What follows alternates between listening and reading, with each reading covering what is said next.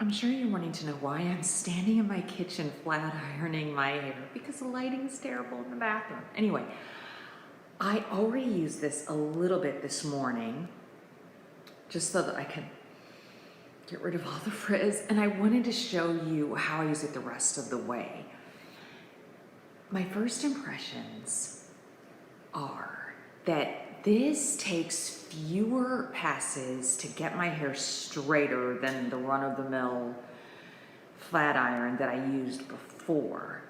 Now, I have damaged hair, I just have to tell you, because it was blonde. I just went red, and it was blonde and damaged. That's why I went red. But you can see the hair up here is much healthier. It's gonna get there, give it time. Anyway, so I just wanna show you, I feel like it gets my very coarse curly hair, by the way. It gets my hair smoother, faster.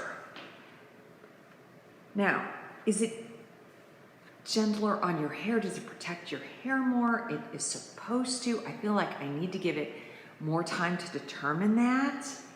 But I do feel for right now that yes, it does get straighter, faster, like I said, with fewer passes than my other just, whatever, flat iron, generic flat iron that I had. All right, so I put some heat protectant on before.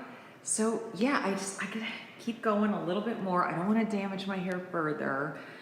But again, I have coarse curly hair, so it's harder. And I had to start with, yes, I blow it dry, but you know how that is. It's really need this. And yeah, so far I'm really liking it. It's also, it goes through the hair very easily. You just turn it on right here, makes a little noise, it's on.